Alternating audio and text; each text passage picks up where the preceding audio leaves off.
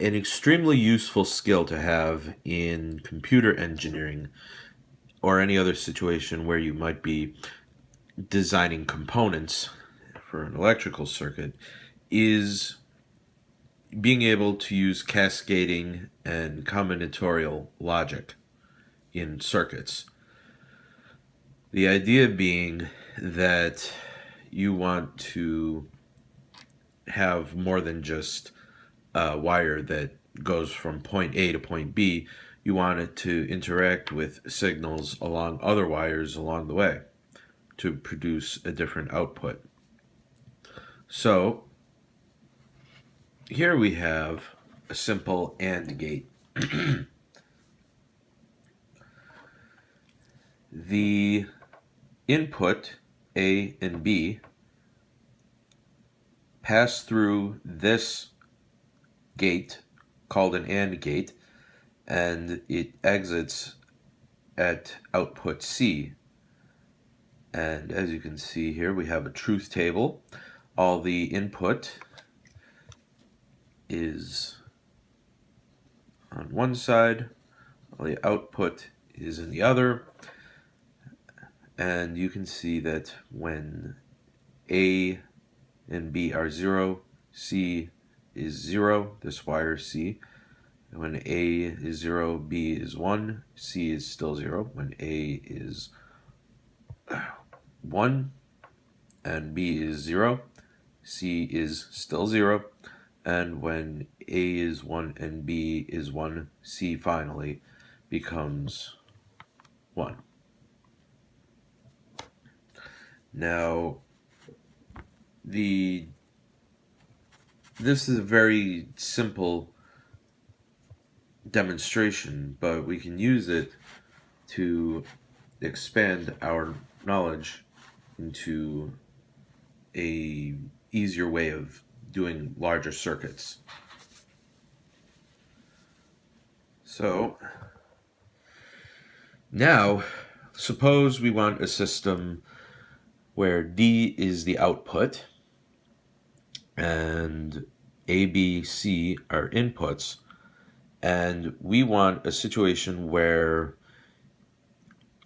D is high when A is high and C is high,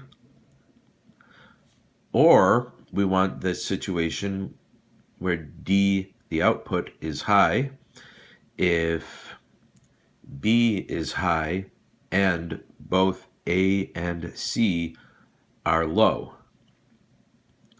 So what we have here is the circuit that I just described.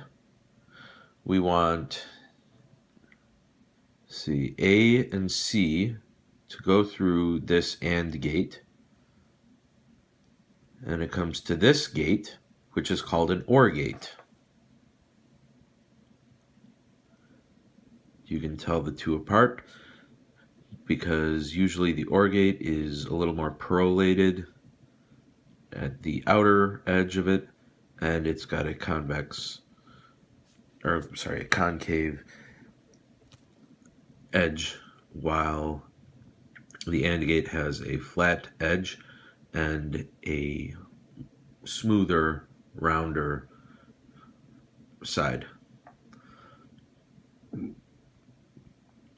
So here we have A and C going to this OR gate, and the OR gate operates such that if you have inputs A and C, let's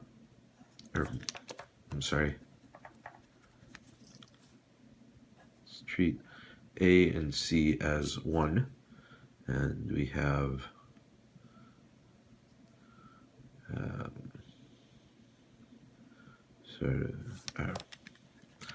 why don't we use different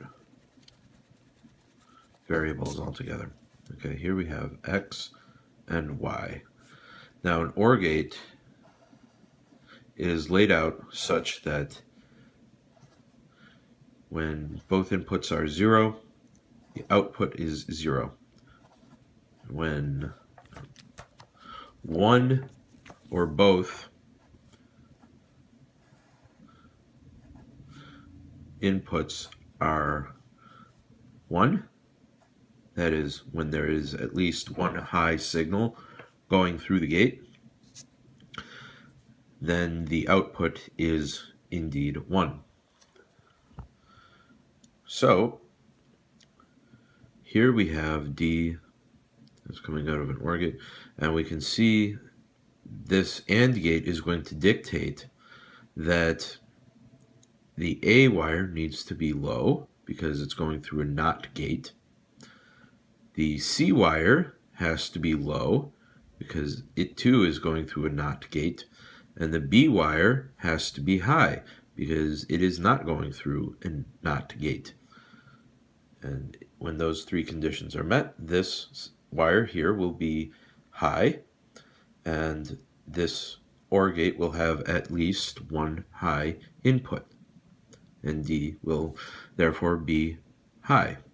The only condition under which D will not be high is if A or C are 0,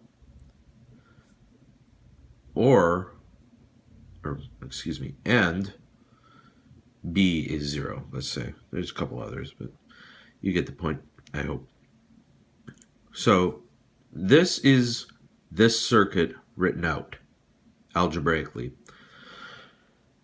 And what we have here is a tool that's going to help you implement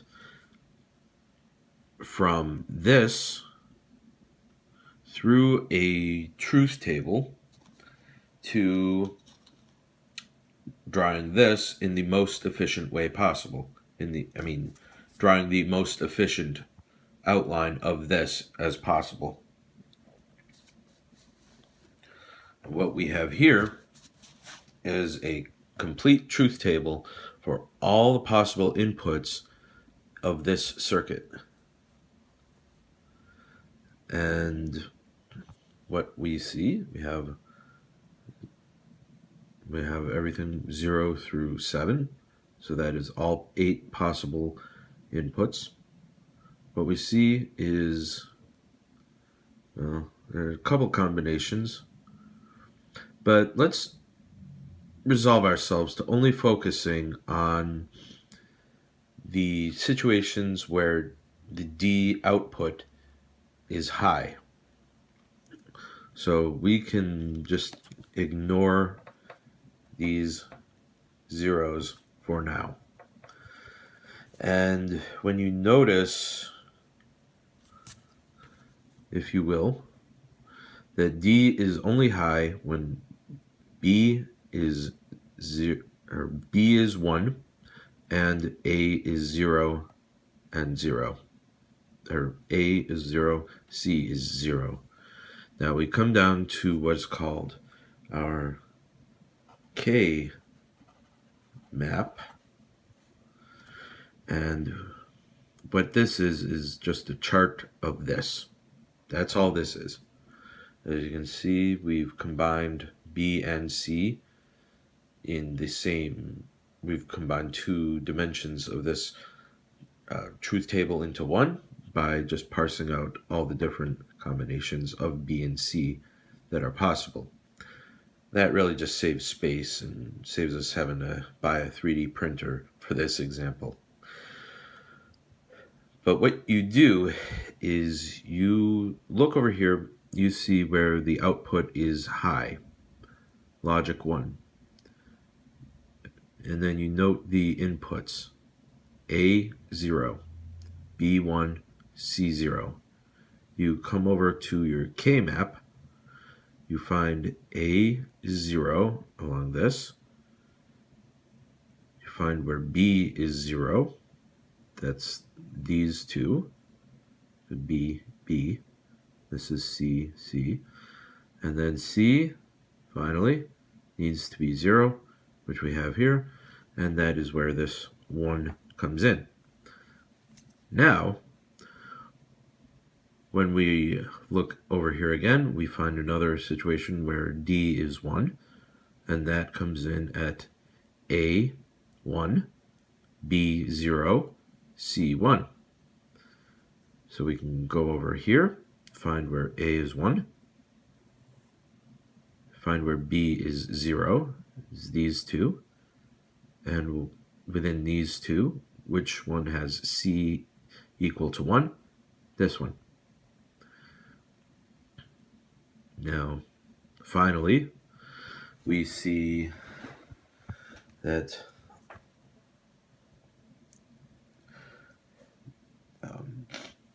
D is high one last time when A is 1, B is 1, and C is 1.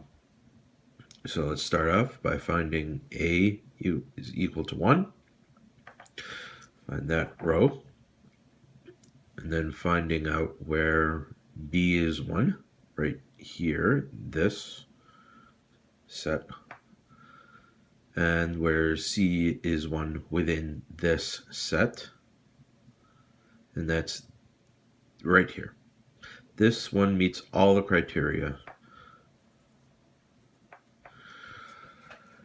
Now, when you're doing a Kmap, you can actually combine even numbered quantities of adjacent values. That is because we laid this out, if you'll notice, by using logical adjacency. So we have 0, 0, 0, 1, 1, 1, 1, 0. The idea behind logical adjacency is that each pairing of inputs is no more than one bit manipulation away from the next or the previous. So 0, 1 is 1 bit away from 0, 0 because this bit is the only one that changed. Now, intuitively, it would make more sense to put 1, 0 here, but that would require this bit to change to 1 and this bit to change to 0. That's not logically adjacent. The logically adjacent is, as I have already written here, just making it so this bit is the only one that needs to be changed. This bit stays the same. Finally, this bit is the only one that changes from that bit. And also, this bit is the only one that changes from this bit when you wrap around. Because you can wrap around on this table. But because we use logical adjacency, we can actually combine these two to form a single or more naturally reduced statement, because we're seeing here the value of B in this statement does not matter, because we're already reaching the two situations where C is 1. We're already reaching the one situation where A is 1. It doesn't matter what B is, because either way, it's going to have the same output effect on the circuit. So we group these together, take B out of the term, and we write AC. Now, because this bit of information is not contiguous with this bit of information, there's no simpler way to relate these two except to say, yeah, D is going to be or logic high if this condition is met, or if this condition is met. And that's saying that A needs to be low, B needs to be high, and C needs to be low. So if we have a low signal on C coming in to the low signal from C coming into the circuit, we're going to need to negate that so that we get an active high signal into the AND gate. If we have active low coming in on A to the circuit. We're going to need to negate that so that we get an active high in the AND gate. And finally, B, since it has to be 1 coming into the circuit, needs no negation. And only when those 3 criteria are met will this wire here produce an active high, will carry an active high. But if this does carry active high, then this will carry active high because this is an OR gate. Or if A and C are both true, etc. And that is how you can draw out a cascaded circuit. Thank you and have a great day.